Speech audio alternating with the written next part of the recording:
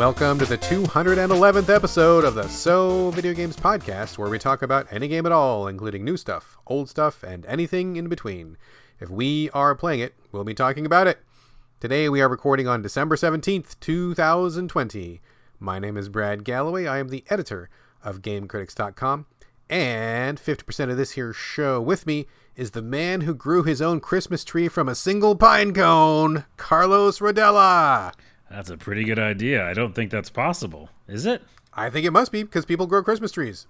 Oh, I guess they do. Okay, well, I'll do it. Although I don't have a backyard, so it'll just be like in a random field. Get a little pot and grow it until it's 6 inches tall, and you put one Christmas bulb on it like Charlie Brown. Oh my goodness, but how long does that take? I don't know, 4 years? Get started now. Shit. Just in time for Christmas 2025. 2023 or whatever. 25, yeah. Oh, yes. Yeah, I have no Christmas tree or no Christmas decorations. I'm not a Scrooge, but I live in a teeny little room, and I don't know. I just feel like I don't want to bother about it. I hear you. You know, we usually are Christmas tree people, and we usually go out and cut our own tree. We have a Christmas tree farm that's kind of out in the hills from where we live. When we go, there's nice folks. We go every year, but we didn't do that this year because of coronavirus. Plus, gotta be honest, we just weren't feeling it. So we were talking about it, and we were kind of bummed because we weren't feeling it. But my son's like, well, you know, let's still decorate. And instead of getting a tree, let's make a tree out of cardboard, because we actually are pretty good with our cardboard skills. We make lots of stuff out of cardboard. He's like, let's make a tree out of cardboard, and then the money you would have spent on that real tree, buy me an extra present. And I'm like, nice. Deal. Let's do that deal. So we have a cool cardboard Christmas tree on our wall. You can see it if you go to my Instagram or on my Twitter. I posted it a couple days ago.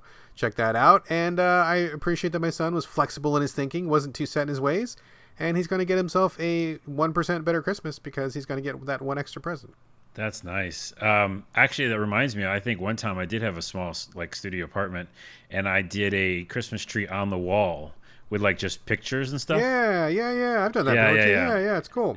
And I forgot I did that. Well, you know what? There's some ideas for you. If you have a small place and not much money, make a cardboard Christmas tree, or just take pictures of trees and put them on the wall like I did once. There you go. Pinterest/So Video Games. Actually, don't do that because it's not a real site. Don't do that. We're not going to do that. Not going to do it.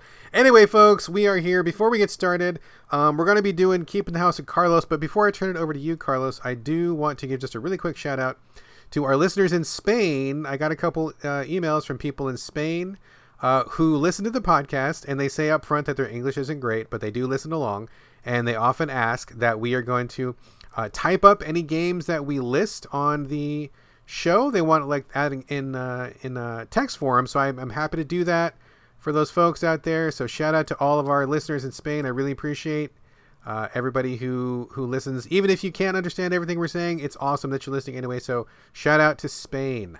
Yeah, gracias, muchas gracias. Hola. From Estados Unidos. What's it? Hold on. Qué lástima. I necesito practicar español, so I'm sorry. And but I do understand a comprehende here and there. Yeah. But I don't really say it on the show. Well, but good effort, though. Yeah, good effort, man. I'm really impressed. Like bilingual here. And also, to be very specific, the most recent comment came from Asterion. So thank you very much, Asterion, and shout out to them and all of Spain. So thank you, Spanish listeners. Carlos, it is time now to keep the house, and you are the keeper of the house. So what are we going to be keeping today? Keeping the house with Carlos. There's no song yet. Please, someone send us a song. You know Come what? on. Fuck! I forgot to check the email. Oh, there maybe may they be did. something in there. I'm going to check it right now. You just go to your Okay. topics, and I'll see if there's a song in there for us. First off, do we know a Jez from UK? Is that Yes, we do. a really big fan of ours or something? Yeah. They left a message on our SoundCloud and said okay. we should have a good Christmas, and thanks for the weekly show. Excellent. Thank you, Jez. And by the way, thanks for anybody who leave comments on SoundCloud. We should read them more often, so we'll do that. And if you are listening to us on SoundCloud at all, just repost it to a friend you think might dig it, or just repost it in your own account. So thanks for that. And the other the other Keeping the House topic is Valhalla. Assassin's Creed Valhalla I played and beat, and we talked about on the show. I wanted to tell you this too, Brad, but I was really excited about DLC when this game first came out. And then when I started playing it, I was super excited about it. But without spoiling it, something happens at the end with the character you play that makes me not want to ever play the game again. What? Oh my God. That sounds pretty serious, dude. It is. It's basically, I can say this. It changes. No, I can't say that. That's a spoiler. Okay. It just makes, if you like the main character, you might feel weird at the end of the game. Because remember, they go back out to the real world. I was going to say, does it have something to do with the Abstergo shit or something? Yes, it does. And so that sounds awful. Whatever happens in there, and we talked about it, that we don't even need it in these games, it changes what you would be doing somehow in the DLC, and I don't want to play it. Wow, that must be pretty severe, because I thought you were kind of grooving on that game. Oh, it's so severe, and I want to talk about it. So we'll have to find a way at the end of the show or something. How about at the very end of the show? The very end of the show, okay. We'll take 5 minutes, we'll give a big spoiler warning, and then we'll just say it like right at the end. So people who don't want to be spoiled can know about and they won't be spoiled. How about that? It's a teaser in the housekeeping section. Okay, good. We'll talk about it at the end. Great. And the last thing is, we don't have time for it because we have too many games, but the Game Awards happened. They did. And they were fun, and they're good because right now we're all in our houses or apartments or wherever you are, and to have that escapism was great. So I love that Jeff still puts it on and did such a good job of doing that. It was super long though, and even though I loved it, I was like, holy shit, we're in their third hour or something of this thing. Wow. I watched all of it, and we can comment on it in another episode. But I just thought I'd say that the two or three big takeaways was they showed trailers, but not really trailers, more like teasers of Mass Effect. A new Mass Effect is coming. Yes. And a new Dragon Age is coming. So they kind of affirmed that that's happening. And they showed Solus, and everybody, shook their fist at him. And then they said there's going to be a new Perfect Dark. I don't know who that's for, but okay. Well, I think it's like a modern Perfect Dark or something. I mean, does anybody have fond memories of that? Because kind of. Yeah, back in the Nintendo days. I guess. I suppose. Yeah, whatever. Anyway. There's a lot of stuff that happened in it. I'm just bringing it up to say that, yes, I did watch it, and I took a bunch of notes, but we'll talk about it on maybe the next episode. Well, just to tag on to the very end of that, since we're talking about it, I did not watch the Game Awards, but one of our brand new writers actually covered every single trailer that was on the Game Awards, wrote them up in a very concise, single-place text format with all the trailers embedded. So in case you have not seen the Game Awards, Ali Arkhani, one of our new writers, did a great job. Just come over to GameCritics.com, search for the Game Awards. You can go to one single page, save your time. There's not a lot of text to scroll through. It's just an entire list of all the trailers with the names. You can see every single thing from the Game Awards at GameCritics.com. Dude, there's the end of the housekeeping then. Just put a link in the show notes. I don't know. We can do that. Also, I have one final thing. I almost forgot to mention this. Spellbreak, the PvP magic-based game, which I actually kind of really like. I don't play it as much as I play Fortnite, but I do like Spellbreak. It's like my fallback when I'm kind of Fortnited out. They are doing brand new story content this week. First time ever for Spellbreak. It's going to be kind of like a timed event that runs, I think, over the next 3 weeks with actual characters, some dialogue, new rewards, new unlocks, and stuff like that. So if you've never checked Spellbreak out, I do think it's pretty cool. I do like it. It's my number 2 right behind Fortnite, and they got new stuff going on this week. Promised I would mention it, so check it out. I'm going to check it out later after the show. So new stuff in Spellbreak. I might finally check that out. I've been watching it for a while, and you talked about it, I think, on the show. It's fun, dude. It's really fun. Yeah, and I do need a game. I want that games as a service kind of PvE, PvP kind of stuff. Yeah, okay, well, I'll check it out. Yeah, give it a shot. All right, the house has been kept with Carlos, a little bit for me, but mostly with Carlos. Let's get on to the main content of the show here on episode 211. Carlos, let's start with you. On the PlayStation 5, a box which continues to elude me.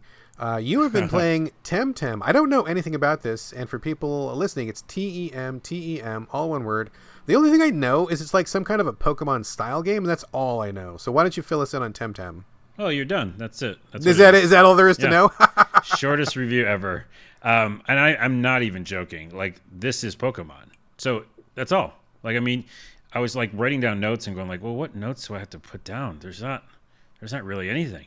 I think the only thing that separates it from just straight up Pokemon is that you can do Well, no, I guess it's the same. It's a persistent world, like an RPG, and you can find matches. I guess you know what I mean, like an online battling, Like real people. real people. And so I Okay. think most Pokemon games you have to like send a code or right. Is there? It's kind of a hassle, yeah. It's a hassle, yeah. So I would say that's the biggest difference is the fact that you can live in this like RPG map world to play a Pokemon type game with your other characters that are not Pokemon, but they're obviously fucking Pokemon.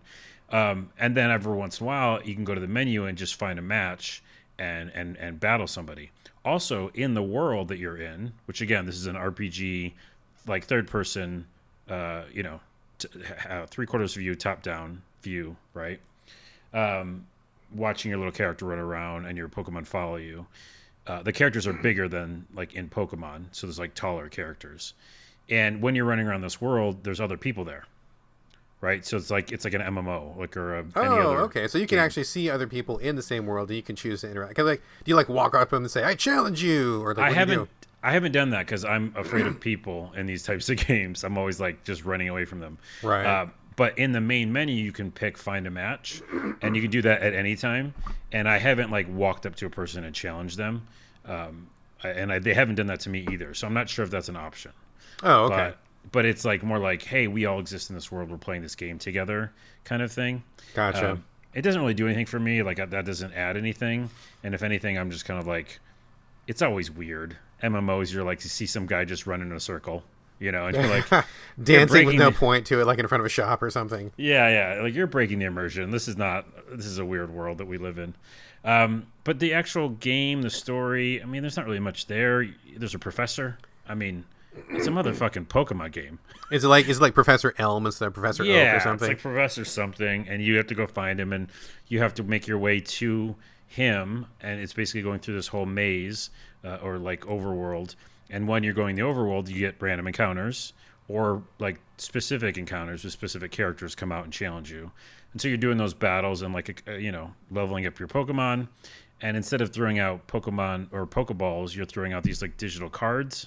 So it's the same fucking thing. Same idea. Yeah, attack's the same, defense the same. Is it all like elemental based? Like you got your fire, water, wood, that whole thing going on? And poison too. There's a couple extra things like that. Sure. But nothing new at all. And it's colorful, but I'm not sure if this is a PS5 thing, but it's like the colors look a little washed out, where it's like so bright that it's like, I feel like I need to add contrast to it. That's the only thing I didn't like about the actual look of it. But it's a pretty looking game and cartoony, and it's fine. Like my review is, it's fine. a fine Pokemon game. It is fine. And I think if you like Pokemon, like I don't love it, I don't either. Right, but I think that people who love Pokemon and say they're done with whatever Pokemon game they're playing, and they have this is on PS4 as well, right? I do not think so. I think it's PS5 and PC. It's just PS5. Okay. I could be wrong, but I'm pretty sure it's a PS5 exclusive, yeah. Well, here's the niche for you then. You have a PS5 and you're lucky, and you love Pokemon, and you don't have any Pokemon games to play. If you're in the middle of that Venn diagram... That is a perfect diagram for this game. And you want to play people online in a much easier way than Pokemon, I think. Sure. Right? You just go find a match. The other couple things were... It felt like it was a little difficult in the beginning because my main... so you have two Pokemon in the beginning, and the one that got knocked out, I couldn't figure a way to bring him back. Oh, shit. Is it permadeath? Well, it was permadeath until you go back to a station. Like a little station will revive him. Okay. Oh, okay. So, yeah, okay. Go back to the Pokemon Center. Yeah, well, yeah, exactly. But it was like a in between, like say like halfway in between your destination, there's like a little center, so you could do it there. But like if you're pretty far out in the woods somewhere and you like lose one of your Pokemon, then you're just battling with one Pokemon. And I just felt like there should be like an item, and maybe there is later that like revives one, because it just felt like, wait, I'm just gonna fight with one Pokemon now for this whole time. But I mean, if it's like Pokemon, I assume that you would have like eventually 6 or 8 in your back pocket you can bust out at some point. Maybe you just got to get further in it. Right? Yeah, it's just like early problems. So yeah, that's my review. Cool. It's Pokemon and it's fun, and it's not my favorite thing in the world because Pokemon isn't. But if you like that, it's perfectly good for PS5. Sounds like a good Pokemon alternative. All right, thanks, Carlos. I'm going to run through a couple of things real quickly here. A lot of stuff on my plate as I'm trying to blow through everything I need to play for before we get to the end of the year show, which is actually Pretty close. Pretty soon. Close. Yeah, pretty soon. All right, first up is Picklock. It's on the Switch. It is a top-down, kind of a Minecraft-y looking sort of a game where you play a dude who wants to steal stuff. I believe this game is from another country because the English localization is not great, but it's okay. It's good enough. It's fine. I mean, you're like a guy. You break into buildings and you steal stuff, and then you watch out for guards.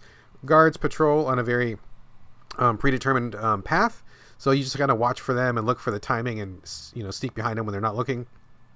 It's pretty straightforward. I mean, there's not a lot of... Excuse me, I'm gonna cough. Pardon me. There's not really a lot to it. It's pretty straightforward. Sneak in, steal some stuff, get out, avoid the guards, and then you go to different places. And of course, it gets harder as you go. There's cameras mounted on the walls and stuff like that. I mean, it's fine. It's okay. It's kind of neat, but it felt pretty static to me. It didn't feel super exciting, and I played it for maybe 3 or 4 heists, and I'm like, okay, I get the gist of it, and it's okay, but it didn't light my world on fire. So, how do you like stealing stuff, Carlos? You good on stealing? In video games like RPGs, it's fun. Okay.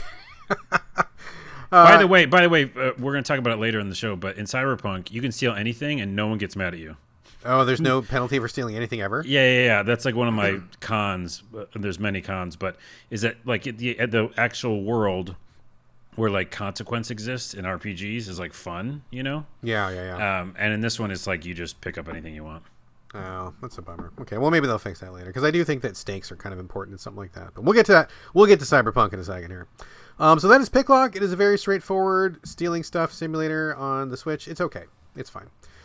Next is Absolute Drift Zen Edition. Now, this game has been out. I feel like it's been out for a while on a couple different platforms. Oh, yeah. Have you played this before? I think I have. It's you're just drifting the whole time. Yes, it is a top-down, minimalist drifting game. Not a racing game, but a drifting game where you play a little car. And, again, top-down, you got, drift around corners and hit stuff and collect stuff. I can't really talk about this game too much because me and this game did not get off on the right foot. So here's what happens. I'm not an experienced racing player. It's not one of my favorite genres, but I'm like, okay, it's on the Switch. It's cool. It's small. I like the art style. I'm going to check it out real quick. The tutorial for this game is start the game, drive. That's it. There's no fucking tutorial. There's an upshift and a downshift. The only instruction you get is how to drift, steer, and then counter steer. That's it. Literally one sentence. And I'm like, okay, I don't know how this works. I'm spinning around in circles. I'm trying to drift. I mean, I've seen it on movies, so I know what it looks like when you do it in a movie, but that's all I really know. And this game doesn't do anything to teach you how to drift properly. So I did the first couple levels, just stumble fuck my way through, just trying to drift around corners. It was ugly. Could not figure it out. I don't know if I was oversteering, I was understeering. And I'm like, okay, well, let me just get a little further. Maybe there's more tutorials later on. I just didn't find anything that really taught me how to play the game. I couldn't figure out a good practice, or I was just not doing it properly. Did you ever play Mario Kart and drift in that?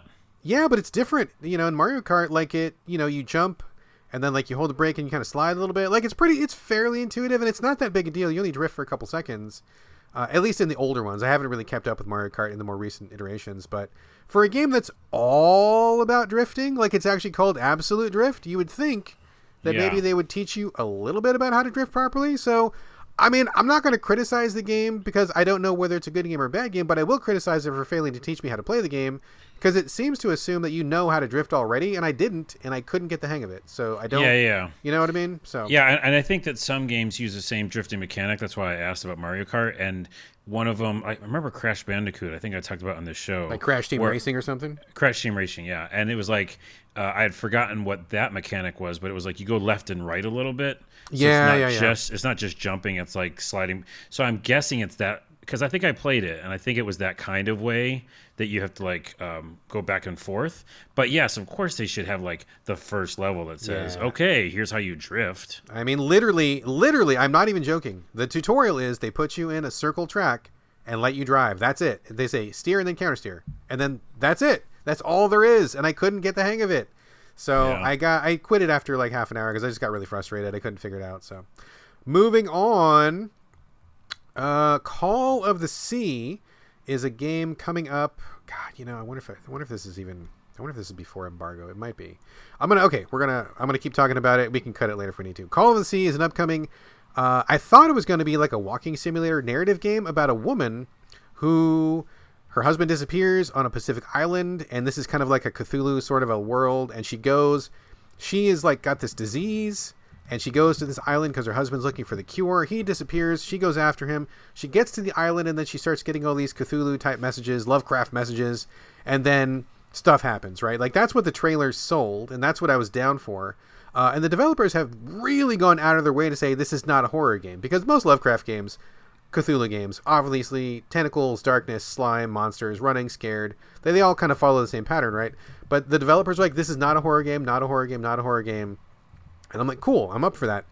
What happens is this is like a really hardcore, annoying puzzle game, and I did not even get past the first level because I just like I was annoyed with the puzzles like so intensely. Like you get to the island, there's like all this like bogus stuff right off the bat, like really gamey, really fake feeling, really like obnoxious, like capital V, capital G video game puzzles, and I'm like, I'm just not here for that.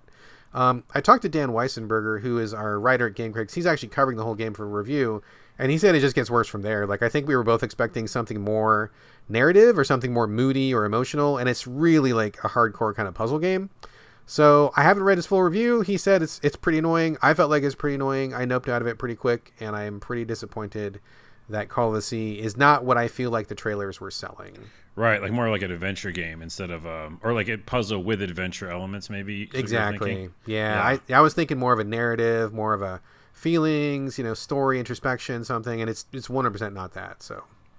Yeah, I'm not a big fan of like just a puzzle video game of puzzles. Yeah, it's just so annoying. Like for example, like in the very first level, you're on an island, you're on a beach, right? And then you get to this part of the beach where there's like a moat, and I guess you just can't swim in the water because I don't know why. And there's a drawbridge that rotates, and there's like this like pole that has like 7 different like code icons on it, and you got to like search around for the icons to rotate the icons, and then the bridge rotates into place and the drawbridge lowers down, but you're like on a beach and it's just water down there. Why can't I walk across it? And it's just that kind of a thing because it's a video game. Yeah, right. Like it's super video gamey. Like it just immediately sucked me out of the world, immediately broke my immersion, and I didn't want to do it. So yeah. Last one I'm gonna mention real quick since we're on the Lovecraft theme. Morkredd, Morkredd. Morkredd. It's on Xbox Game Pass, which is where I played it. It's a little 4-hour indie game, which is pretty cool. The concept is that you play 2 characters at the same time. One character is on your left stick, one character is on the right stick. You're going to be manipulating them both at the same time. It's basically top-down perspective. And the hook here is that you have a ball, which is glowing light. And your characters die if they touch a shadow. So you have to manipulate the ball, like push the ball down a track and through hallways and up ramps and all this kind of stuff. And at the same time, you got to watch out because that light from the ball will cast a shadow. And if one of your characters touches the shadow cast by your other character, it's an instant death. So it's very tricky. It's very touchy. As you're pushing the ball through levels, there's all sorts of things that cast shadows. There's all sorts of obstacles, like one person's got to walk ahead and drop a drawbridge, one person's got to move some spikes, one person's got to roll a thing out of the way, etc., etc., etc. So there's all these challenges that are really about like dexterity. I mean, I assume they want 2 people to play it at the same time. I played it by myself, which is totally doable, but it's like twice as hard. I will say it was intensely frustrating in certain parts, but I did get through it, finished it, and I really kind of liked it because at the end, even though it was really frustrating and kind of abstract, like the story really came together at the end. I thought it was a very neat twist. Really glad that I put the time into it. I don't know that I would ever play it again, and I did really spike my blood pressure that day. I was it was really frustrating in a lot of parts, but I did power through, and I think it's cool, and it's exactly the kind of thing that I like to see on Game Pass, right? Because experimental, small, probably something that people probably would be hesitant to drop some bones on, but it's right there, and it costs you basically nothing to play it, and it's it's just something to try that you might not have tried otherwise. So I think that's a perfect place for it, and I ended up having a really good time. So I give a thumbs up to Morkredd, but just be ready to experience some extreme frustration if you're not playing with a partner. And it sounds like the exact opposite of the game you just said before that. Yeah. Where like the puzzle, but then the cool story bits at the end and makes you feel good about like doing the puzzles. Yeah, I really liked how it came together again. It did make me feel like it was worth it, and it was a neat little twist, and it was not what I expected, which is cool, and I just it made it worth it. So I was glad that I put the effort out. So that is Morkredd, cool. Morkredd. It's on Xbox Game Pass. Not sure if it's anywhere else. I think it might be a Game Pass exclusive. We'll see. Carlos, yeah. By the way, real quick to that point, we lament that you don't have a PS5 on the podcast a lot. I don't have an Xbox Series X because I can't find that either. I can't experience Game Pass games right now, which I'd like to, like the one you just talked about, because I don't want to go buy another like old Xbox. No, there's no sense in doing that. No reason. So that's why I feel like I'm stuck in that way. Like, so you'll mention games about Game Pass, and until I can get a Series X, I can't play them. Yeah, it's I mean, there's no sense in buying an old one now because I mean, another 2-3 months, maybe 4 or 5 months, maybe at the most. I mean, they'll be available. I mean, these people, Sony and Microsoft, they want to sell consoles, right? I mean, they're gonna get this scalper situation figured out. They're gonna make some more chips. I mean, they're gonna eventually have more consoles. There will be a point at some time in the future when you can just, maybe not walk into a store until you get your coronavirus vaccine, but order one on Amazon or something. They'll be available at some point, so it's just a waiting game right now. But I hear you. I can't find either one. So, what the fuck ever, I guess. Yeah. All right, Carlos, back to you. You spent some time with a little game coming from Ubisoft. You've been spending a lot of time with Ubisoft lately. Actually, you're a Ubisoft fan. Yeah. You went through Watch Dogs. We talked about that. You went through Valhalla. We just talked about that. And now, Immortals: Fenyx Rising. This comes from the same team that did Assassin's Creed Odyssey. And this is the Greek. They're sticking with the Greek theme. Must be their strong suit, right? This is a open world, third person exploration, but like kind of a lighter hearted sort of thing where you play a person with like wings. And a lot of people are drawing comparisons to Breath of the Wild. So I put a little bit of time into this, but I want you to take the lead here, man. Tell us about Immortals: Fenyx Rising. Yeah, I think the biggest thing is definitely that same team from Assassin's Creed Odyssey. It has some of the same mechanics as Valhalla, which is interesting because I just came from Valhalla, and so some of the combat, like dodging, and then you get a slow motion, like the enemy goes slow motion, and then you can like attack from behind. A lot of that kind of same stuff in Valhalla is here in this game, and that same kind of open world to run around in and do missions is there. But other than that, it's Breath of the Wild. Similar to how Temtem is Pokemon, Immortals: Fenyx Rising is definitely Breath of the Wild, mixed with some of these mechanics that are in the Assassin's Creed games. And then the cartoony look, right? So it's very cartoony. It's very Pixar, it's like a CG movie. Yeah. But you're playing it. And I'm playing on the PS5, which, by the way, the graphics are pretty stunning on the PS5. Like at times I'm like, holy fucking shit, like I thought Breath of the Wild looked good. Next to this, it looks like a pile of trash with like fish and fire and gross crap on it.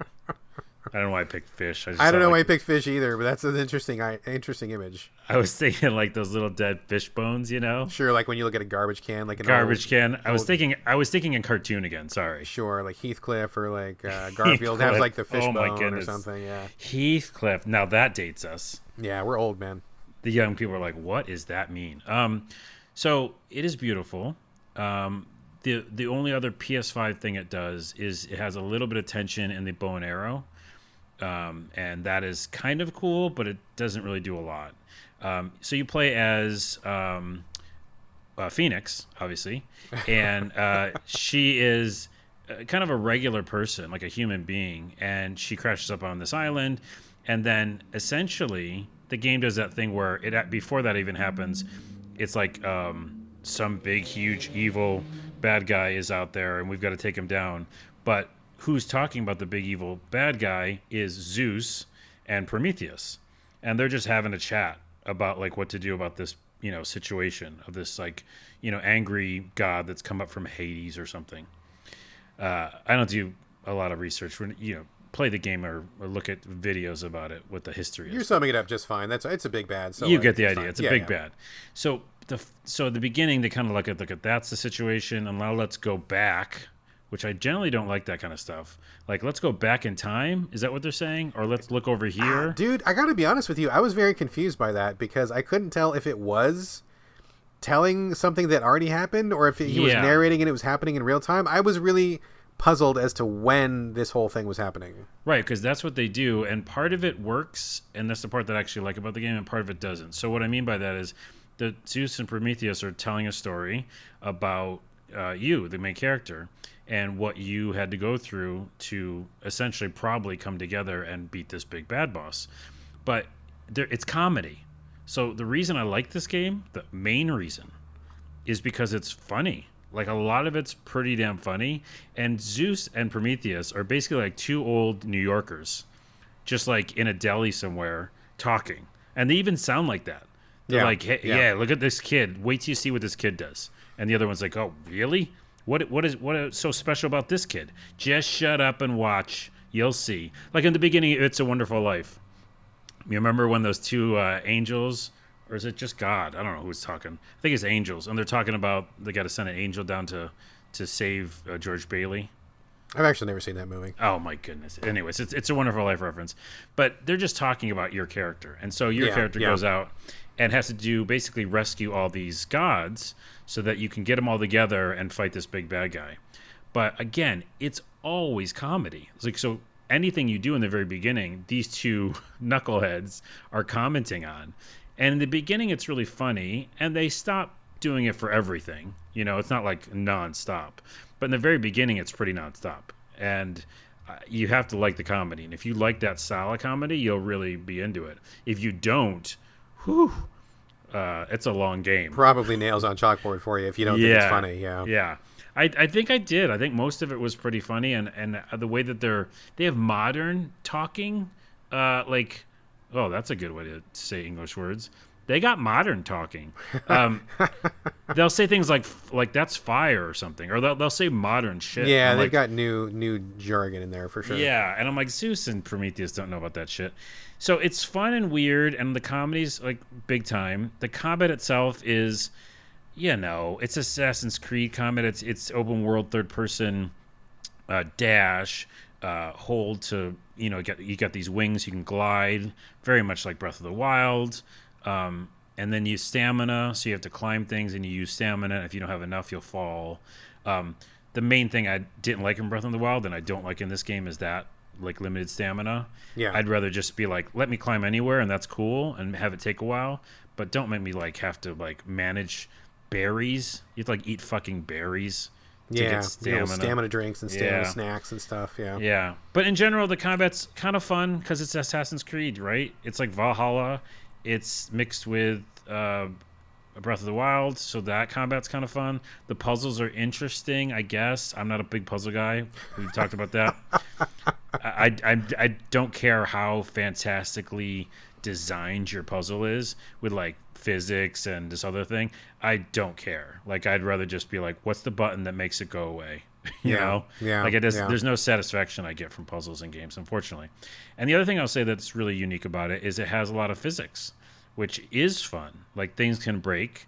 You can pick up things and throw them, which adds a whole other element that Assassin's Creed games don't have. Right? Did you play it? Did you do a lot of with the physics itself, like picking things up? So how many hours did you put into this game, dude? Like a while, like 8. Okay. Or maybe I think more. I played it for maybe like 5 or 6, so a pretty good chunk. Like, I cleared the first island, and then I was almost done with the second island. And I mean, I didn't do a lot of stuff with like the physics, but did you get to that first god and rescue her? I mean, it depends on which way you went, because you had a couple choices. Oh, that's right. I went to the god that was turned into a tree. Is that the one you went to? Yeah, that's the one I went to. Yeah, I went to that one too. So I was working on freeing her. I hadn't finished off that whole quest. But I gotta, I did like the comedy. I think the comedy worked, although it was a little bit difficult because sometimes I play games on mute when stuff is going on in my living room. And like my wife's watching a movie, and I just got some new headphones, which is fine. But for a while, my last pair of headphones broke, and so I didn't have any headphones.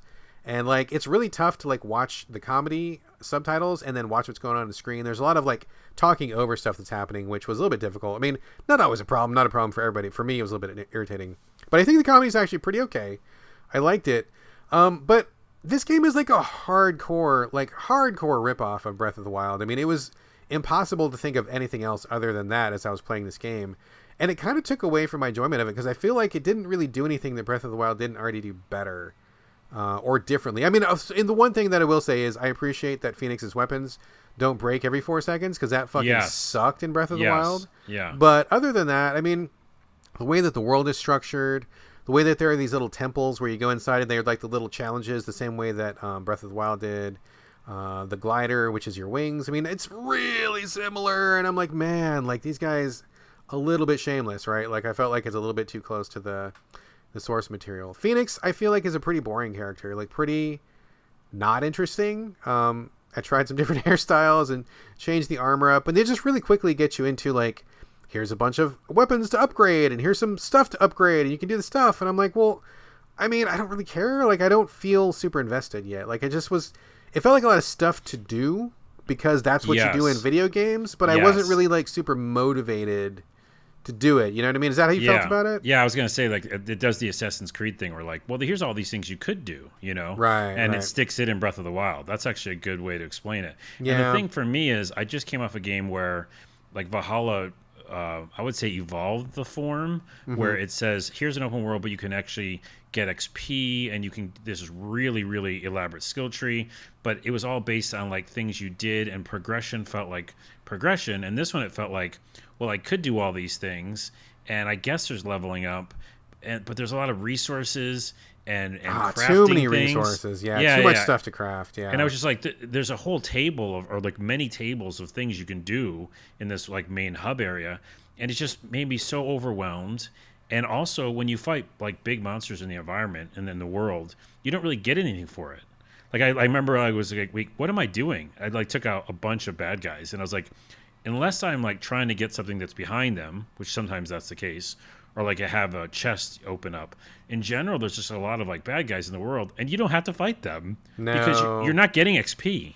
You know, exactly. Like the stuff you need is items to find. So like you could like seriously skip every monster in the world and just pick up like the fruits or the nuts and the whatever it is that you fucking pick up, like all the different various like Greek magical fruits or something.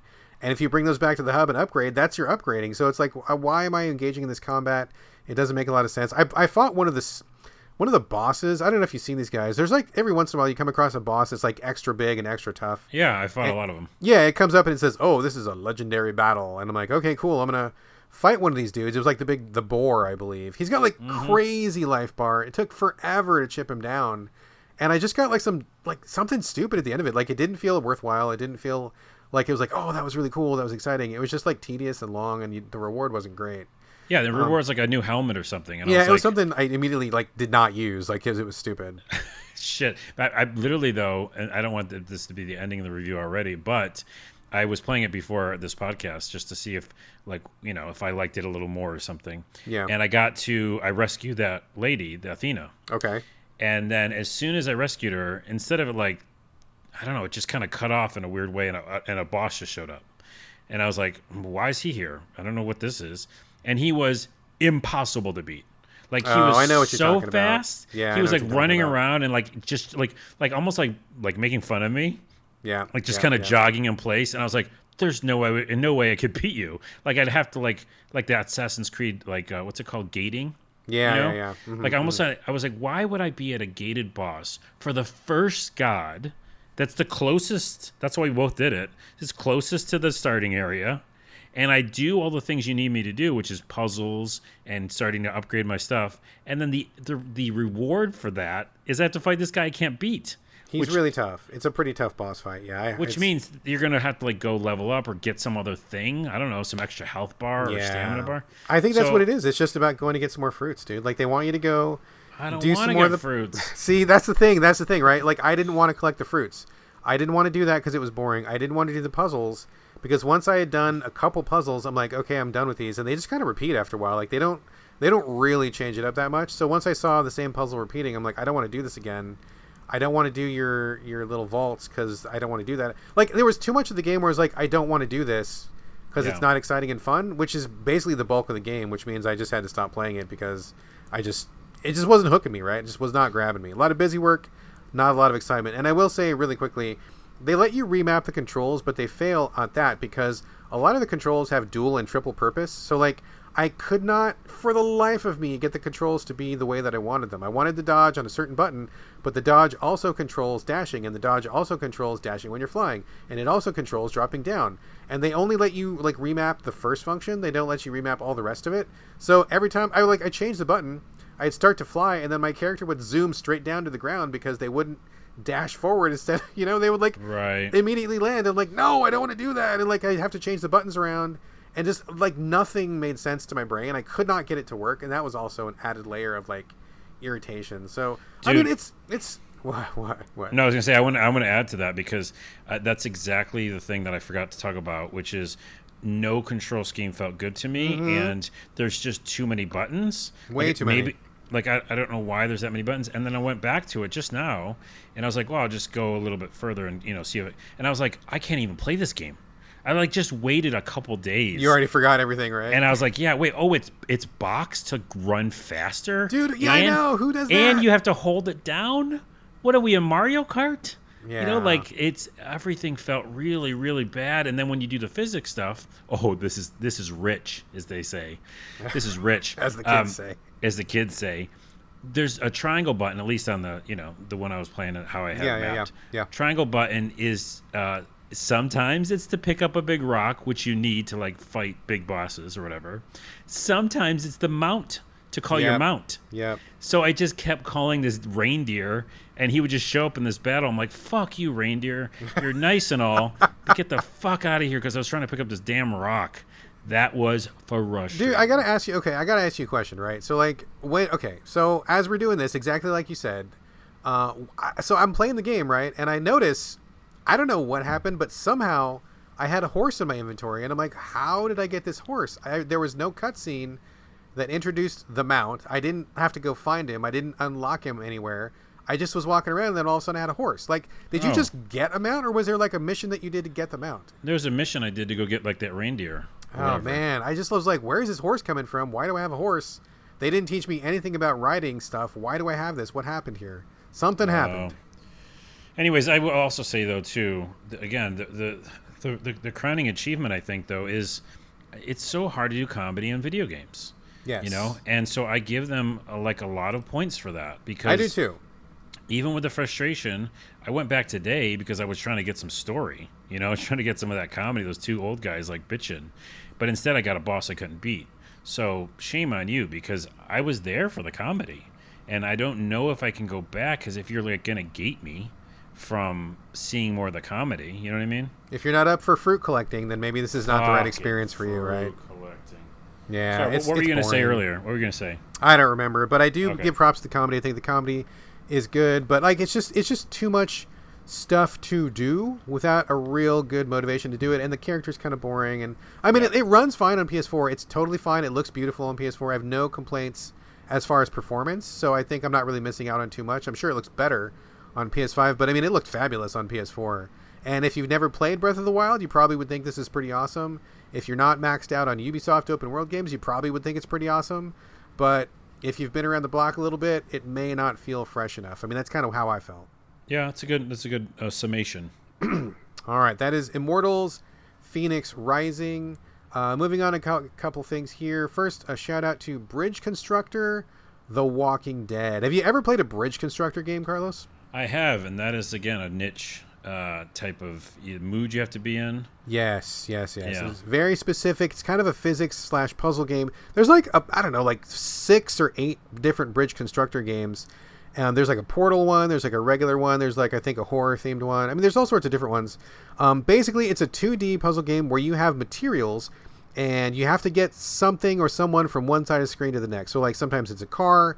You got to build a bridge, and then you put it together bit by bit, like girders and beams, and you put in little screws where the joints go, and you got to, like, have the weight be distributed properly on the bridge. And, you know, it's kind of a fun little puzzle game if you're in the mood for it. My son loves them, and he's the one that kind of got me to look at this.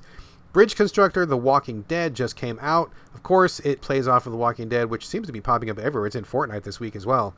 But basically, you take the Bridge Constructor formula and you add characters from The Walking Dead, and you add zombies, and you add survivors. So it's an evolution of the formula. You're often trying to protect humans from zombies. You're often trying to crush zombies by triggering something to fall down on them. Often you're trying to get the Walking Dead characters to take some kind of special action. They can attack the zombies, or they can trigger switches and stuff.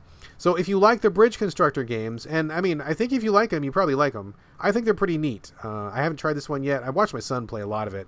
He really likes it a lot. But it looks cool. I'm going to probably try it once he's done with it. But if you want Bridge Constructor with a little bit slightly different flavor with the Walking Dead added to it, it's pretty cool. I dig it. I guess. All right, so that's an I guess from Carlos. The other thing I want to call attention to this week, I love board games, dude. Do you play a lot of board games?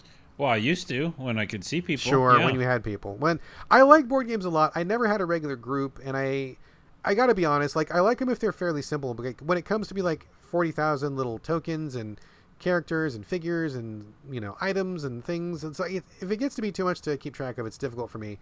So I like to do board games when they're done virtually because the computer automates a lot of that stuff, right? It takes it out of your hands.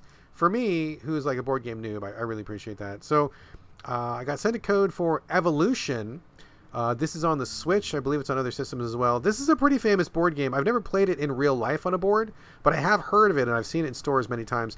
Basically, you take animals and you fight for resources. Like you basically want to fight for food. You can have either herbivores or carnivores. And the cards that you play give your animal different abilities. Like you can grow horns, like defensive horns to protect you from predators. You can grow your body bigger so that predators can't eat you because you're too big. You can be in a herd.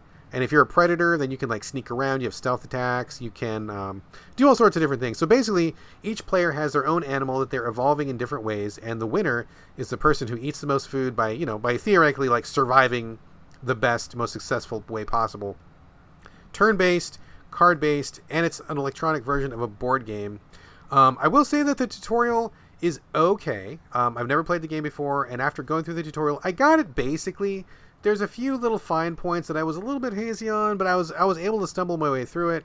So I got a good kind of foothold on it, and once I figured out what was going on, I think it's actually really cool. I really dig it. There's a campaign that teaches you the different styles of animals, and in the different biomes, there's a desert.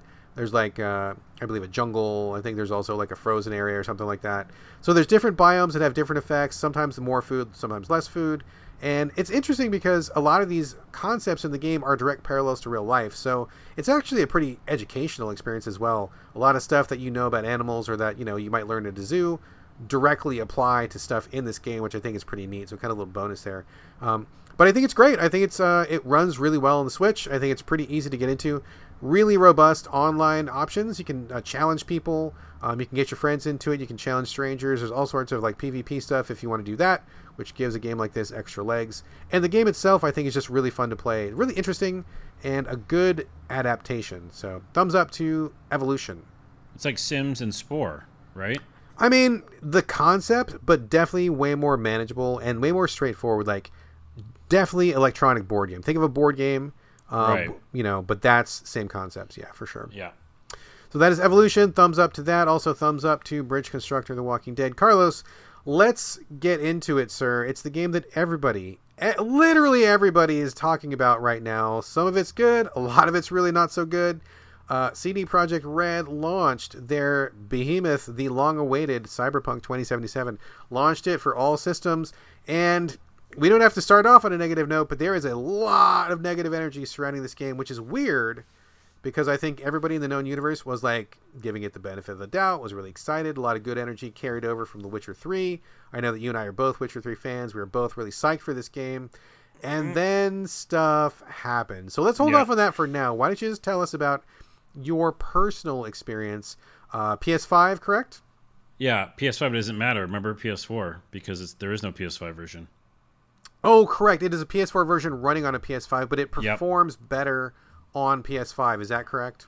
I guess. Maybe. I think probably better than a base because all the news is about base PS4. It's pretty bad. Yeah. So yeah, I think it performed pretty well. All right. I looked at some of the Now, let's put a pin in that for now. Let's talk about the good stuff. Let's talk about your experience. You picked up Cyberpunk 2077. You're playing it, the PS4 version, on a PS5. What is Cyberpunk all about? What do you think of it so far? What has your entry level experience been?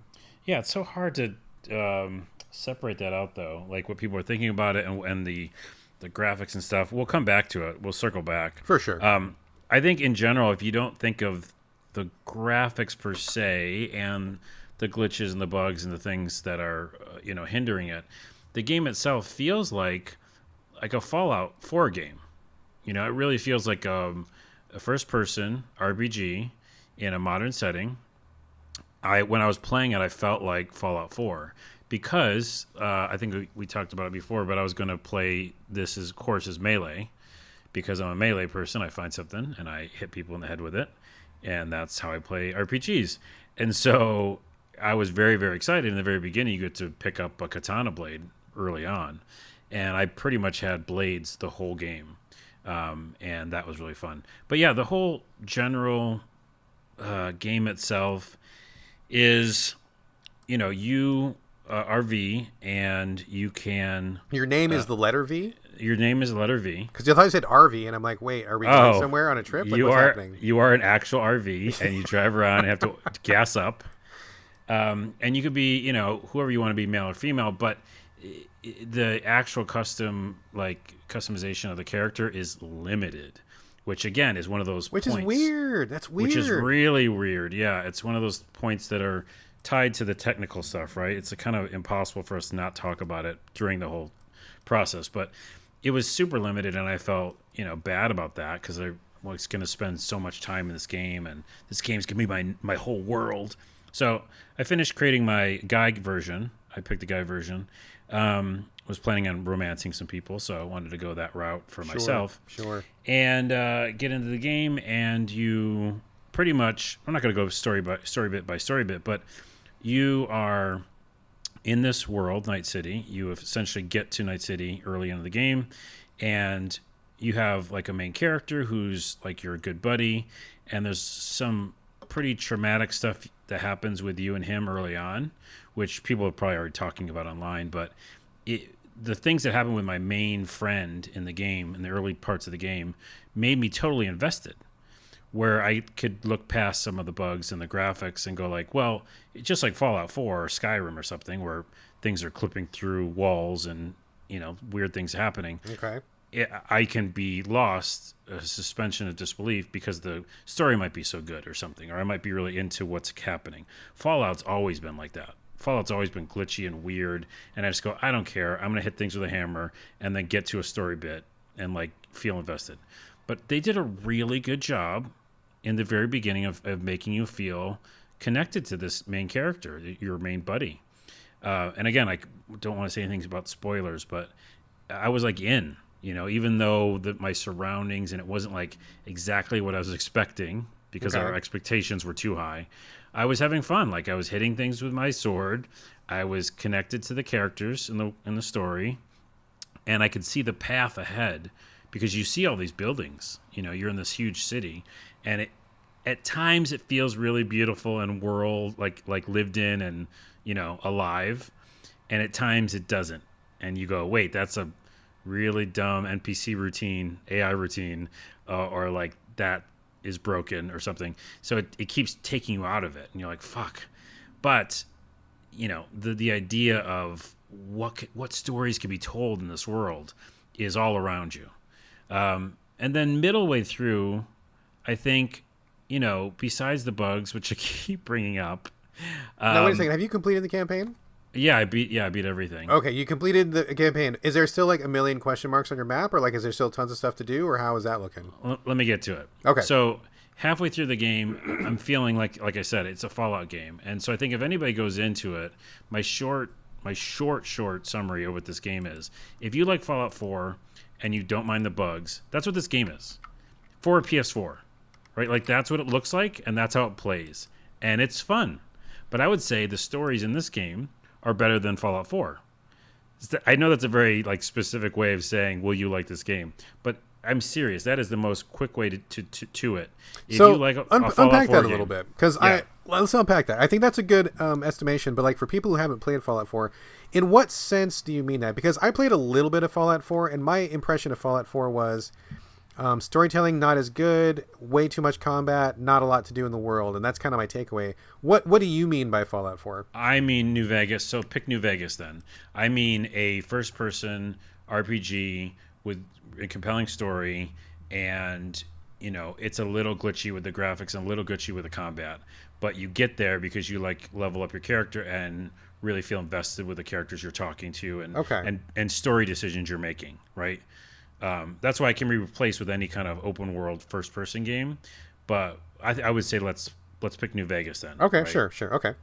Or like Outer Worlds. It actually felt like Outer Worlds a lot to me, right? All right. So about this? I hear a lot of people saying they feel like it's a very shallow experience, and I haven't played it. I can't say, but I mean, do you feel like the side quests are they meaty? Are they interesting? Are they kind of on a level where Witcher 3 was at? Or the characters you're meeting, are they interesting as well? Because all I hear about people talking is just the glitches and that they are not impressed with the gameplay. Everything feels shallow and just it's not done yet. So what kind of experience narratively are you getting out of this? Yeah, I guess this is the biggest thing is that they rush you through the main campaign. So as I was playing it, there's all these side missions that pop up for sure. And yes, after I beat the game, there's still some there, but they are focusing so hardcore on you and Keanu Reeves, who pops up obviously, and this story that they literally are pushing you through the game to get to the ending. And so I would say that there were some side stories that were interesting. None of them felt as powerful as some of the Witcher ones, probably. Okay. A couple of them were close. A couple of them were pretty close. But in general, the most compelling thing and the really good stories and the really good, me feeling good about, investment in the character is the main story. So that's what was really interesting. And the main story only takes you about 23 hours, 22 hours. It's not very long. I mean, people were saying this game was 150 hours, but I guess if you do every single question mark on the map or something. Okay, so let me finish this thought. Is that after I was pushed through to the end, there are characters you can romance and characters you can get closer with. So I've found a woman. She's a lovely lady, and we're dating now. And her name is Pan Am, and she's amazing. That's what everybody's in love with Pan Am right now. Oh, it's so easy to be. So, and in these COVID times, just be in my little room by myself. I'm like, no, we're dating for real. This is our relationship. This is an actual relationship that's going down right now. Yes. So that's a in quotes side mission, right? So there are a bunch of those, and I think those felt really powerful and really good. But again, even while I was doing that one, they were pushing me towards the main mission. So I did get to finish that side mission with her, and we got a little close, and I felt really, really good about it. Cut to, and this is very important to my review of it, I did the ending because they were fucking pushing me towards it so much, and I had all these side missions, but I just fuck it, let's do it. And they go, it's a point of no return, finish up your side missions. And I thought, that's fine because I'm in love with Pan Am, and I'm gonna beat this damn game, and I'm gonna go back to Pan Am, and we're gonna do all those side missions, right? That's my dream. That's what I would assume. Sure, yeah. Right. Guess what, motherfuckers? Nope. Is it game over? That's it. And I'll minor spoiler here. Okay, there's a minor spoiler. Minor spoiler. Okay. Fast forward a minute or two. Okay. When I did my specific ending with, the ending's the same-ish. No, the endings, there's actually a bunch of different trees. But when my ending happened, a main story was over.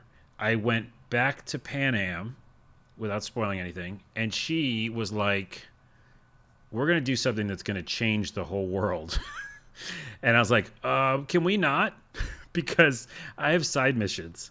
And she was like, no, we have to do this thing. And I didn't want to do it because I knew if I did it, whatever. This is so vague. I had to do it. I had to do what she was talking about. So after I did that, it says, okay, go back to your save point before the end of the game. Weird. So they make you... Okay, so just to be totally clear on this, you finish the game shunts you into doing something with this character that you romance. She makes you do something. But then if you want to keep playing, you've got to go back to an older save? Yep, and I was so mad. That's not cool. Because it's all those events didn't happen, and some of those events included her. Right. You're kind of undoing the narrative stuff you built up. Undoing the narrative stuff with they want you to be invested in the narrative stuff. And then they undo the investment. That's a bad move. A bad move. And it was a really, really good ending, too. Like the other thing that she wanted me to do, it was amazing. And so I wanted to live in that world and go do side missions. So anyways, all that said, and this is the most messiest, like it's hard to review this game. I did a YouTube video, youtube.com/a lot of things, and I do it in like a minute and a half. It's much better than what I'm doing now. But I love that we're getting your sloppy seconds here on the podcast. well, no, what I did is I just basically said like the 8 or 9 things about the game. It's when you start getting into the nitty gritty, it's a mixed bag. It really is. Yeah. So I will say this though, combat. To go back to the glitches and bugs for a second, it's kind of a mess at times. The physics and stuff, the NPCs, like I say in the video, it's like I can't unsee some of that stuff. It's like weird, heads twisted, legs bent, like just weirdly broken. I see a lot of T-pose physics. Yeah, a lot of T-pose, a lot of like the legs go back up in the air when you kill them, like just like for no reason. Anyway, so a lot of that stuff takes you out of it. The combat's, glitchy, but I got to play melee and I felt like it felt fun, right? Mm-hmm. The stories that I did play, I was very invested in. Like they still have that knack for making some incredible stories. And I got teary-eyed at one point and I was like, fuck, I am feeling shit. You know what I mean? Yeah. Like, so that's in this game. People aren't talking about that enough. I'm not hearing anything about that, yeah. Well, they're not probably finishing the game like I did. There's a lot of fucking good heartfelt moments in this game. I mean, fucking awesome shit. And then there's the bugs, So I would say overall I liked it. I'm very frustrated that I had to go back in time. But that said, I went and played the game for another fucking 15, 20 hours. Like, in the backwards time. Because I said in my mind, I built my own narrative that was just me seeing the future. Right? Because I'll still do that. Like right. That'll be my true ending is with her doing something. But like for now, it was just me like getting a glimpse of my future is how I posed it. Well, I gotta say, dude, I mean, I was really psyched for this game. It's probably been my most anticipated for quite a while. Me being like, I mean, Witcher 3 is one of my favorite games of all time. So of course I was really wanting to see what they were going to do next. And I mean, this whole thing has been like just hugely disappointing for many reasons. When New Vegas came out, I mean, that was a bug-ridden mess, right? And I was really, really excited for New Vegas when it came out. I did not play New Vegas. I intentionally did not play it for one full year because I wanted to get the best experience possible. And I knew that I would not be happy if I played it when it was buggy. So I didn't touch it for a year. I gave them time to patch it. By the time that I got to it, a little buggy still, but it was way, way, way better than it was. I'm thinking I'm probably going to pull a New Vegas here. Like, I'm going to play this game at some point, but I don't want to get through the bugs now. I don't want to put up with this nonsense and the crashing and the weirdness and the getting pulled out of the world. And I think I may just wait. I mean, I don't have a PS5 yet, and they're working on a PS5 specific version. I'm sure that's going to look better. Hopefully it'll run better. I mean, for God's sakes, I hope so. I think I may just put this whole thing on pause for like 6 months or a year and just come back to it when it's in better shape. That was going to be my suggestion. Like I'm early adopter to everything, especially games, and I'm hungry for games. So of course I was going to play it even with those issues, and I'm glad I did still because it definitely like, escapism. It let me go into this world. I got to meet Pan Am, my girlfriend, but the PS5 version, will be great to play, and obviously I have one in 4 or 5 months or whatever. Like you said, I'll play that version too.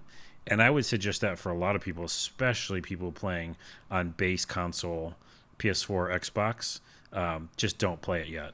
You just definitely wait. And I think they could have waited. And to your earlier point, like 2 or 3 episodes ago, you raised your flags, your little feelers, antennas went up and said, "Hey, Carlos, why haven't we played this game yet?" And obviously that's the reason, because it was like, large parts were broken. So that part sucks. I think in general, like I'm hearing on the shows and podcasts, it's a lot of mismanagement on the like upper echelon level. The developers are just trying to make a good game, but like who's managing those developers? And right. I mean, we got to address this, dude. We got to address it. And so, like, I guess first off, let me just say, I feel terrible for like the people at CD Projekt Red, like the developers, the programmers, the people who are making the graphics, like all the engineers and stuff. Like, these people are not to blame. This is not their fault. Like, I feel terrible for these people. They've probably been crunching to hell and back. Probably haven't seen their families in months. They're probably fucking tired and just worn out. And now they have to crunch more. Now they got to crunch more. I feel terrible for those people. So let me just be really, really clear up front. I feel for those people. Those people are not the people. They're not the bad actors in this whole scenario, right? Like, it's the people, like you said, the mismanagement at the top. It's the directors. It's the people on the board. It's the people who are, in charge of making the stockholders happy. And like this shit that CD Projekt Red has pulled is some of the dirtiest shit I've seen in like some time. I mean, they very clearly knew that the PS4 and Xbox One versions were not okay. Recent stories have come out saying that CD Projekt Red skipped over the QA process. They got a special waiver because they promised it was going to be ready to go by the time they launched, and that was not true. So it's making Sony look bad. It's making Microsoft look bad. They gave them the benefit of the doubt, and they got a pie in the face for it. They, most of the sales are going to be on PS4 and Xbox One because that's where the most players are. That's where everybody was waiting to play it. And they intentionally held that stuff back. They did not let people play the review copies. They did not share that footage. They knew this game was not ready for prime time, and they went ahead anyway because they wanted to cash in on the sales. And that is fucking dirty. Like, it is fucking dirty. I mean, Yeah. It really makes me sick because I, had a lot of goodwill for these guys based on Witcher 3. Very excited. I was very close to putting money down on this, but, not seeing those review codes come out ahead of time gave me a real pause, and that feeling was borne out. And I'm just really, really upset, because a lot of things can be forgiven, right? Like, bugs can be forgiven. Patching things can be forgiven. A little weirdness can be forgiven.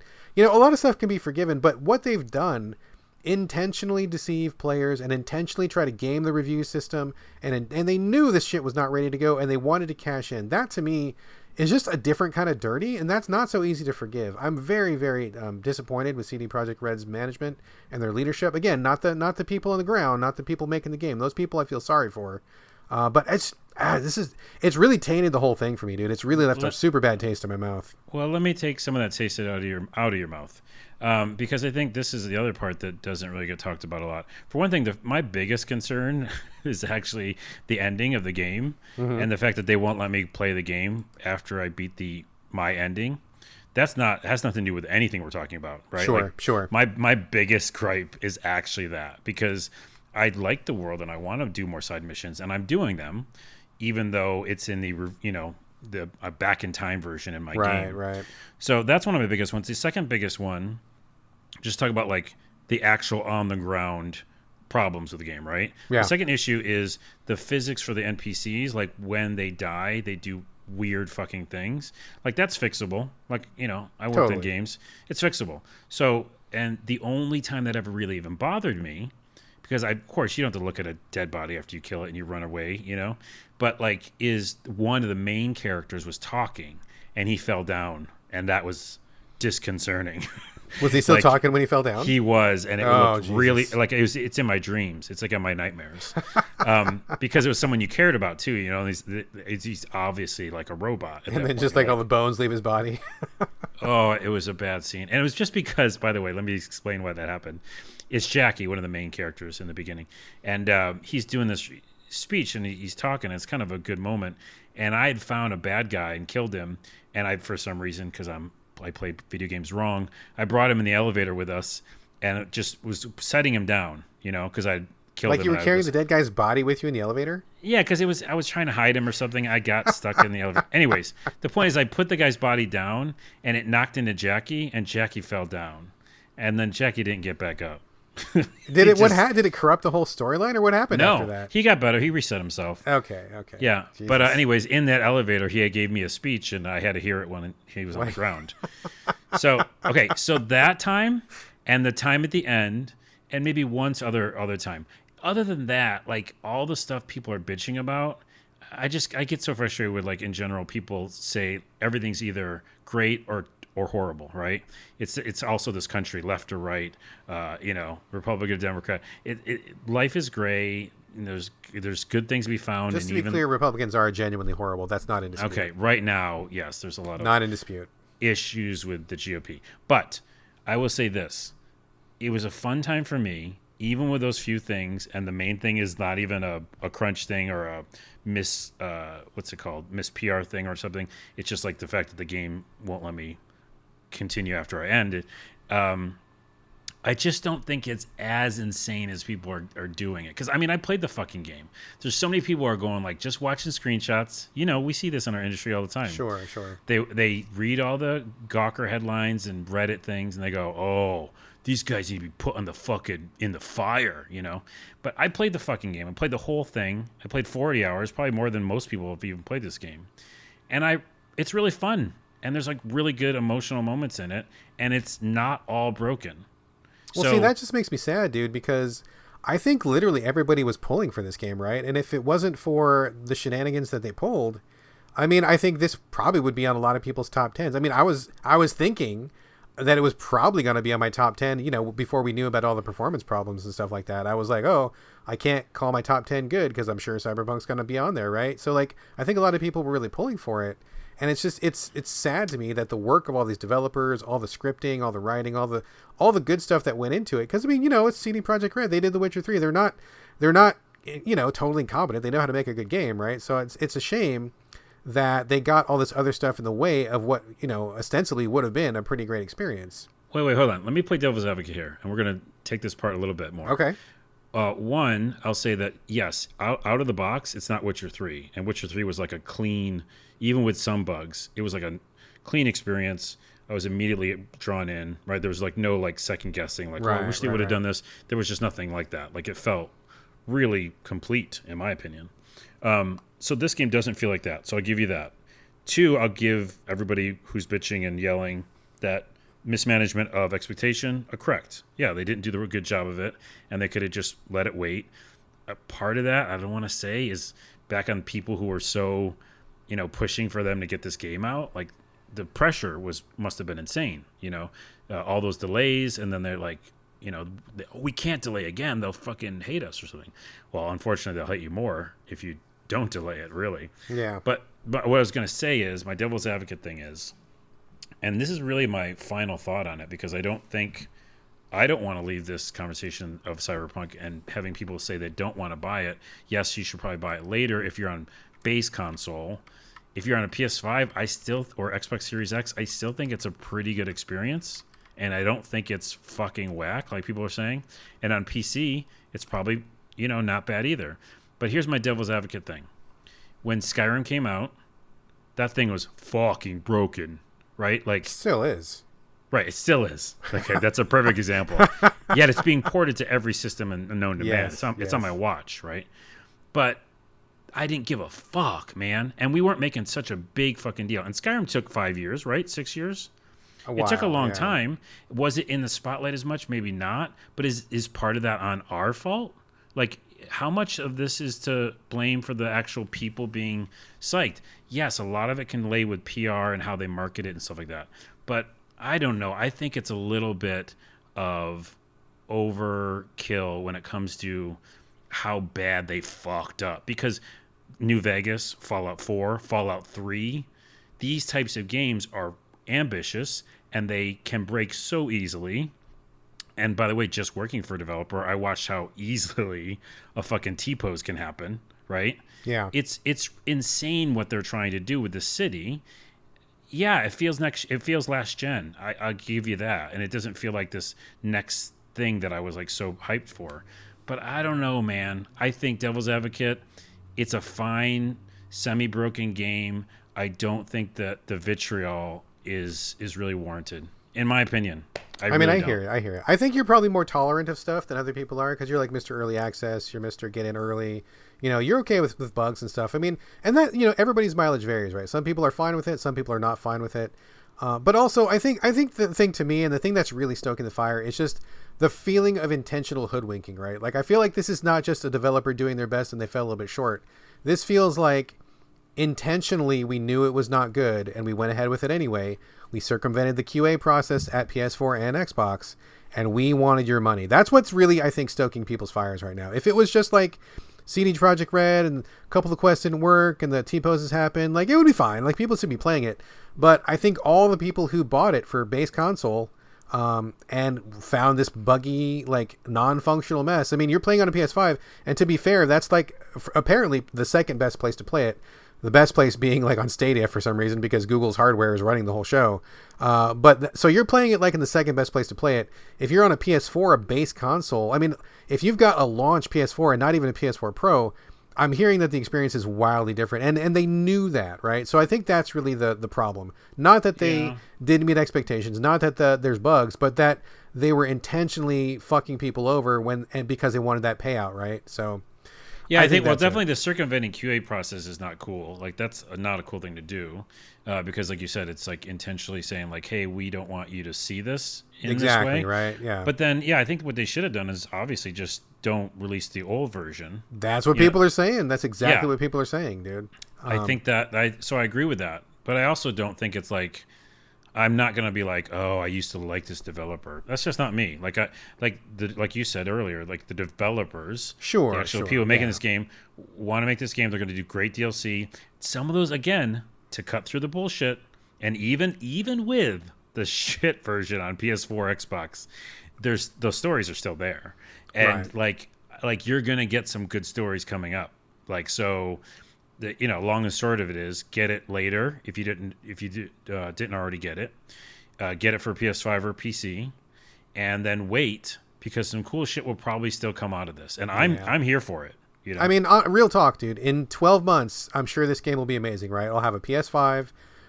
Those poor people at CD Projekt Red will be crunching to infinity. They'll probably put out 1 million patches.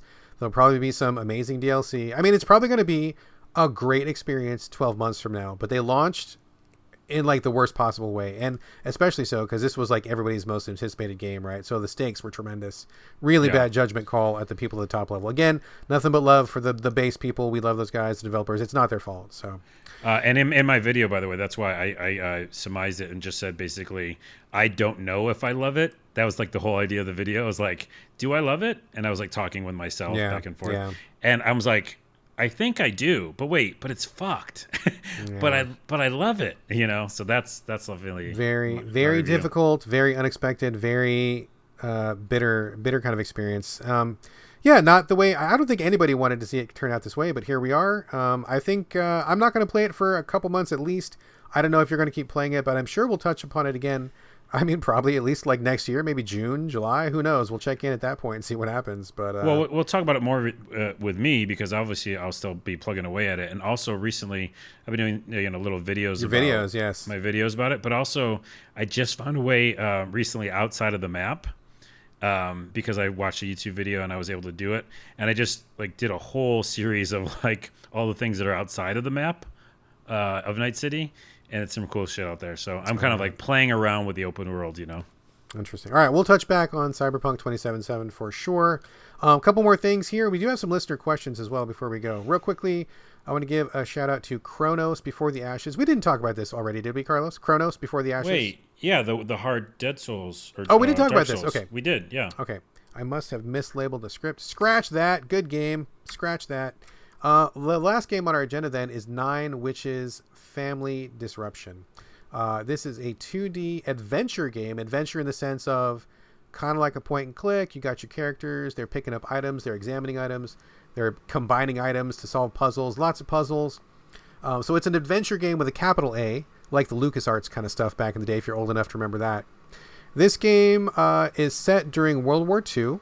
And what happens is you take control of a pair of characters. One is a blonde Japanese guy, and he is kind of like the assistant to the professor. The professor is I think it's a German guy or maybe a Polish guy in a wheelchair, and he has the ability to astral project, so he can send his spirit outside of his body to do things, but he's really physically weak. And he has his Japanese assistant bro that goes with him all over the place. He's got a gun. They do some basic combat in this game and also solve a lot of puzzles, pick up a lot of items.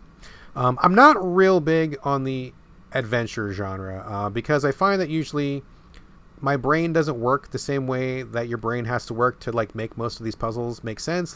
Everybody knows the cat hair puzzle from whatever it was, Gabriel Knight or whatever game that was, and there's all these get a mop and you take the mop head off and then you combine it with the dead beetle and that turns it red, and then it turns it into a thing that you stick on your cat, and then you put the cat in the rocket ship, and then the rocket ship flies to Mars, and Mars comes back and it brings you a rock, and you need the rock to use as a paperweight, and that whole shit. I don't go in for any of that stuff. It's horse shit and I can't stand any of it. But I do like the adventure game when they play things more simply, right? More straightforward. And I'm very happy to say that Nine Witches Family Disruption is one of those that is very straightforward, but I don't mean that as a negative. I mean that as a positive, right?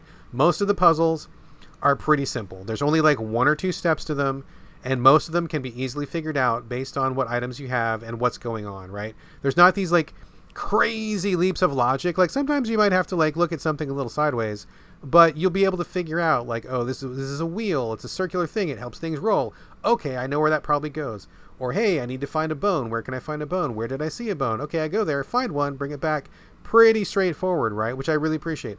I was able to get through almost all the puzzles on my own, which is a tremendous achievement for me and my non-puzzle brain. So I like that a lot. There's also tons of humor in this game. We were just talking about humor in Fenyx Rising. I like that humor. It's a slightly different type of humor in Nine Witches. It's more of like callbacks and kind of plays on words and a lot of like absurdist stuff, but I think it's really, really funny. I laughed a lot during this game. The banter between the 2 main characters is really fun. And again, this is in World War II. Hitler does make an appearance. There's lots of Nazis that show up, and there's all sorts of black magic stuff going on. But it's like really funny. There's some dark humor. There's lots of just jokes. There's lots of silly situations. It's really lighthearted, but in a good way. Like it doesn't get absurd because you're always like staying on task. You're always trying to defeat the Nazis. But there's lots of laughs. There's lots of funny stuff that happens. I think the mechanics between the active guy with the gun and the guy in the wheelchair are really, really good. And I think that you can do a lot of neat stuff. There's a lot of cool puzzles, especially involving the guy who can astral project. Sometimes he can pass through doors and see what's on the other side. Sometimes he can take control of a person if they are weak-willed. Like he can find certain people who are, not so strong upstairs. He can kind of suggest to them that they take certain actions to solve puzzles for you. It's pretty good. I think the art is really cute, really simple pixel art style, which is really effective and good. The scope of the game, really good. It's small, so there's not a million different locations. If you do get stuck, it's really easy to go through all the locations quickly. And there's a little function that tells you what you can interact with. So you're not stuck like pixel hunting, like you're not clicking on every goddamn thing on the screen. Like it's very easy to see. There's only one item on the screen I can interact with. Let me check this out. This is not it. Go to the next location. And there's not a ton of locations, right? So there's not a lot of option for you to get stuck or to get lost, which is great. Because I feel like a lot of these games in the adventure genre just get too far up their own ass, like with this weird logic and trying to make you, you miss one item 3 screens back and you're fucked for like an hour because you forgot where you were. And you know what I mean? Hold on, I was just about to say this sounds like a good family adventure game or an adventure game for the family, but then you said up your own ass and then fuck. I don't know if I can do that now. No. This is not a family game. Oh, okay. No, not at all. This it just seemed like it was super easy. I mean, it is easier than most adventure games because there is less bullshit. I think the puzzles are good. They're able to be solved without like going to an FAQ every 5 seconds. So in that sense, I think it is easier, but I think the adventure genre usually has difficulty that's awful and bad. Like I don't usually like it. Yeah. So it's really good in that way. I think the writing is really sharp. It's really funny. The situations you get into are really great. The amount of locations you go to is really manageable, but good in a good way. There's never any items that are unusable. So like there's no trash in your inventory. So everything you have has a purpose, which helps keep the game moving forward. And there's a really good hint system where if you forget what you're doing, you can look at your notebook and it tells you what you should be doing. It's just a really, really, really well put together adventure game. And I generally don't like this genre, but I really like this game a lot. It's like the kind of adventure game for people who don't like adventure games. And I feel like it's just really smart design all the way through. I really like this one. That's cool because, we've talked about adventure games a lot on the show, and we both have those same frustrations of pixel hunting. Like, how do you combine these things? Now I'm just going to stop, Yeah, I'm just going to go to play something else. And remind me of the name again? It is Nine Witches Family Disruption. Just came out. Really great game. I will say also, if you like this, or if you like the kind of adventure game that's simple and straightforward, it has a lot of humor. The other one that's in the same bucket as this is Darkside Detective. That is also in the adventure genre, also dark humor, also pretty simple, straightforward puzzles in the best way possible. I think these two games are very similar. They're on the same wavelength, and I really like them both. Those are like my two favorites of the adventure genre in the past few years. So if you like Nine Witches, check out Darkside Detective. If you like Darkside Detective, check out Nine Witches. And I think Nine Witches is great. I played it on the Switch. No, I'm sorry, excuse me. It's on the Switch, but I played it on PS4. Runs fine on PS4. It would be fine on the Switch. It's fine anywhere. Just total thumbs up on that one. Cool. Good stuff. That is all the games we have to discuss right now. But we do have a couple of questions, and Jeroen was so happy with our Q&A session 2 episodes ago. He sent in a couple more questions. The first one is directly for you, Carlos. You ready? Whoa, we're going to answer more of his questions? Holy shit. We've only got 2. Okay. It's going to like last for 6 episodes. No, well, I don't know. And now it's a new segment that we call Jeroen's Q&A. I love Jeroen, though. He's a great guy. I love that he sends in these questions. This one is for you, Carlos. Carlos, so we're getting back a couple episodes ago. You remember he asked you about TV, what kind of TV you would want to buy. He wanted TV advice. And he said, Carlos, are you not afraid of burn-in on your TV? You said you have an OLED, and you're not satisfied with that. Why would you get another TV? Oh, I'm sorry. You have a QLED. Yeah. But you would get an OLED if you bought a TV next time, right? Yeah. Mm-hmm. So are you afraid of burn-in, or why are you not satisfied with the TV you have now?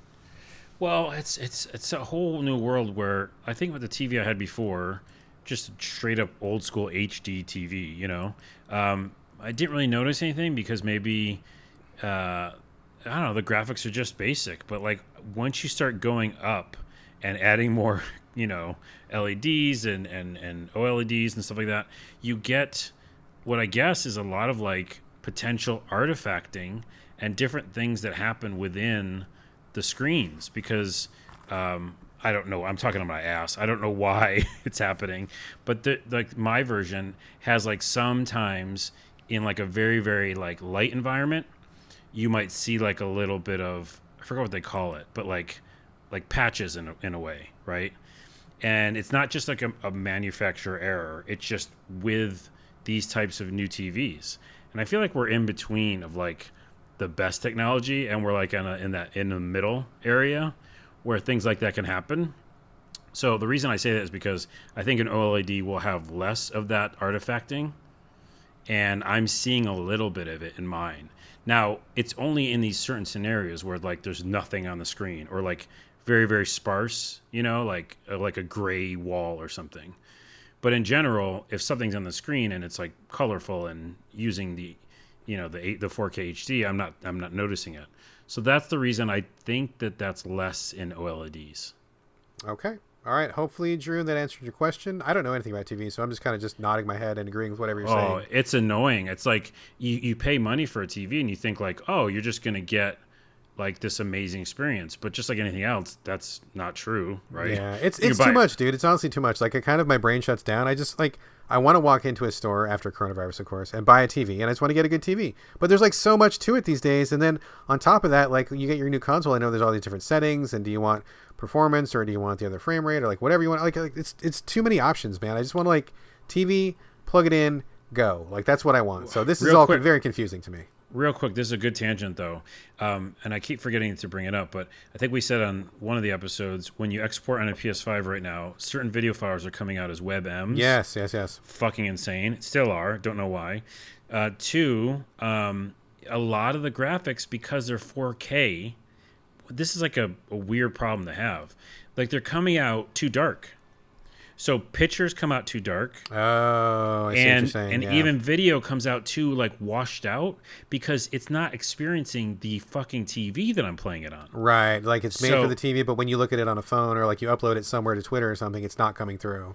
Yeah, literally the file that I really am excited about, I just exported, and I've got to like do all this post-processing in Premiere to make it look good. And I'm like, but this looks amazing on my TV. So that's another thing, like you said, we're in between. And also, like every game right now, we haven't talked about this, but I'm playing the PS5. And here's maybe a con for not having one. If you're like, you know, frustrated you don't have one. Almost every game has fucking settings. Right. What a drag, dude. I wasn't thinking about that before this, you know, because in PCs you do.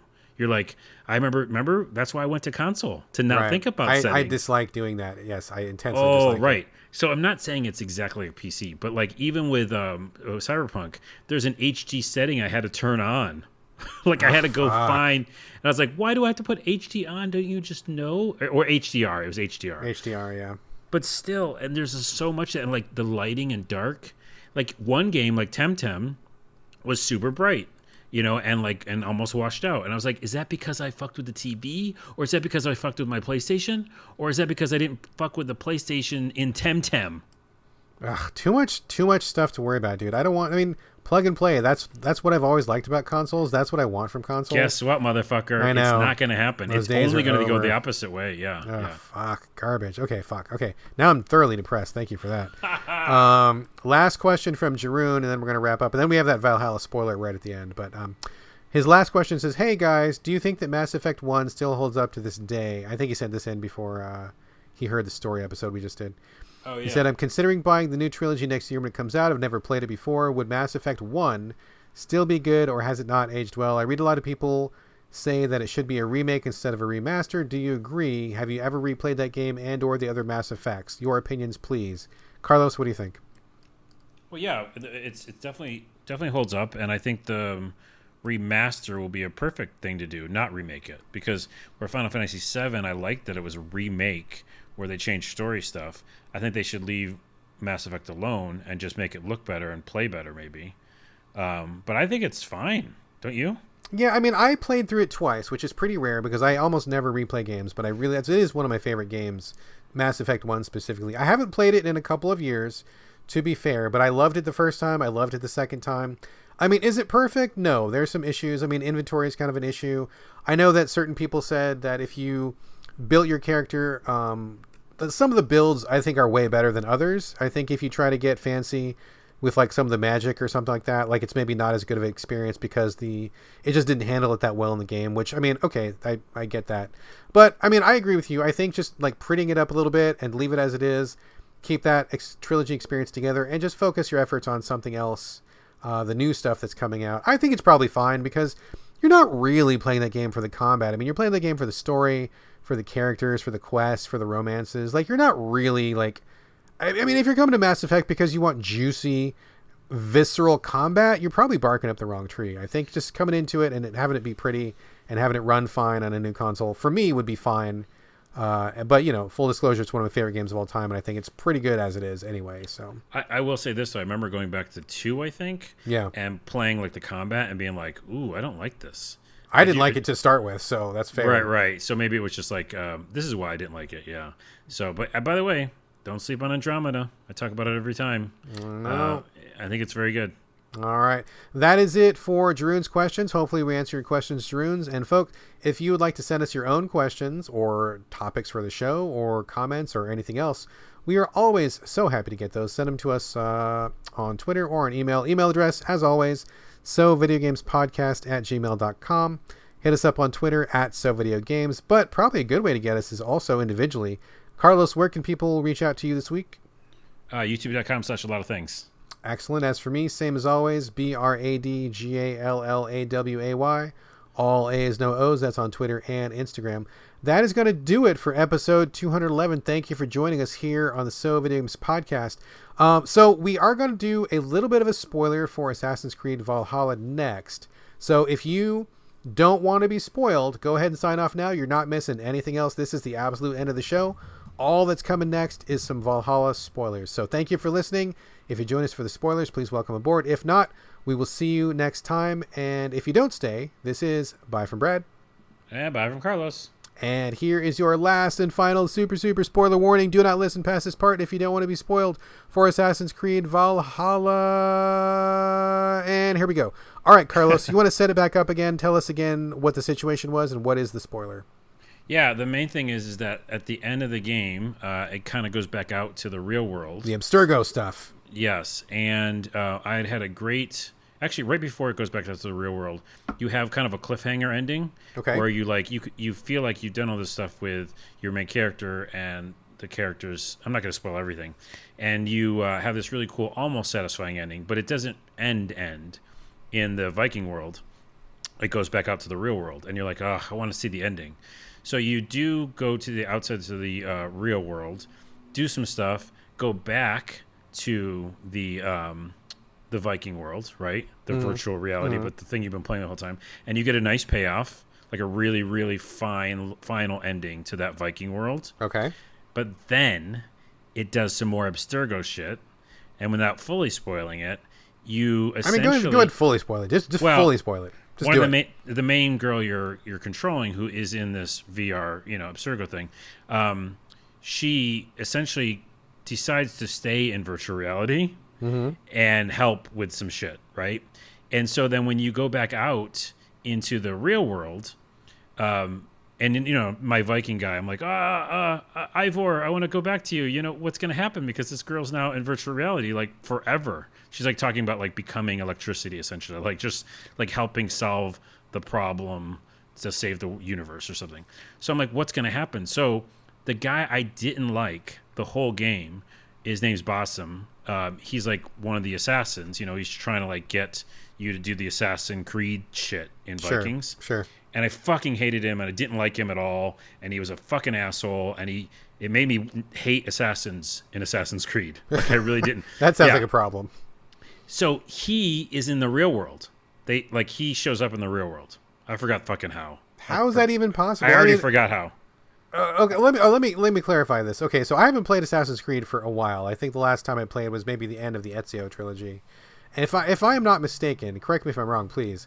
All of these adventures that you go on, regardless of which game it is, it's because somebody in the real world finds a strand of DNA somehow, and they extrapolate that like it's supposed to be like someone's memories are encoded in the DNA, and so every adventure that you go on is something that happened thousands of years in the past or hundreds of years in the past, and it's already done because it's encoded in the DNA. You're just like reliving it. Is that not correct? Yeah, it is, but they kind of like make you...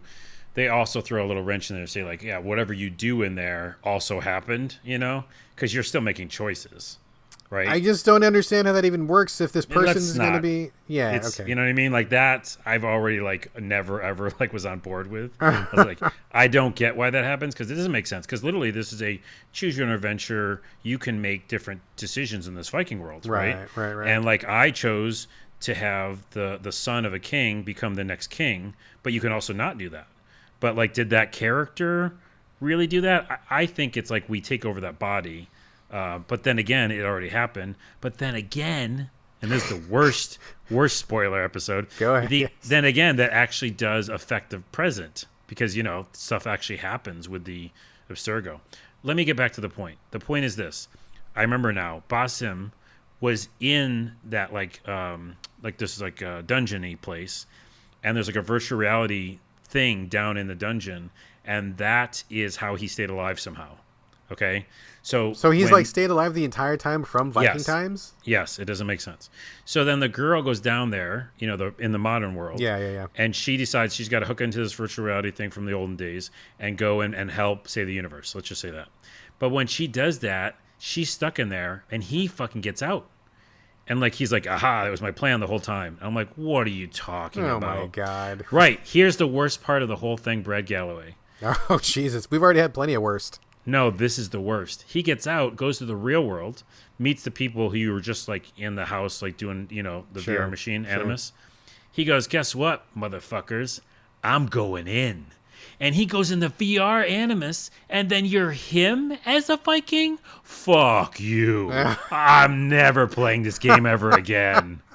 That whole thing sounds like the biggest crock of horse shit. Isn't that why you see why I don't want to play DLC? Then I'm him. I'm the fucking character I hate the most, becoming the Viking?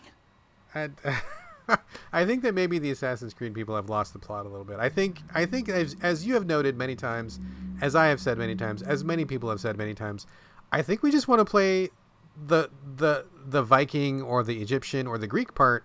I don't think anybody wants the real world part. I don't think anybody wants that. Why do we don't keep need going it back anymore? And yeah, also, it was similar to Witcher 3. Like I said, it felt like Witcher 3. It felt like an RPG minus all the other stuff, which I only went to like a few times. Yeah. It's just it's like a very good game or great game, I think, without those pieces. But literally, talk about a way to get the player base not wanting to play DLC, especially if they're invested in these characters. Like, yeah, fuck that. I can't go back, and I like the engine and I like the world, but I'm not being that motherfucker, dude. I'm not being that guy. Carlos is out. I'm out, dude. I'm out of the Animus, and I'm out of the game. Out of it altogether. All right, folks. Thank you for joining us for this little end of the episode spoiler session. That sounds ridiculous, but we covered it, and here we go. And this is actually going to be the true end of the show. There's nothing left after this. So thank you again for joining us. And this is Bye from Brad. Bye from Carlos. True ending. That's right.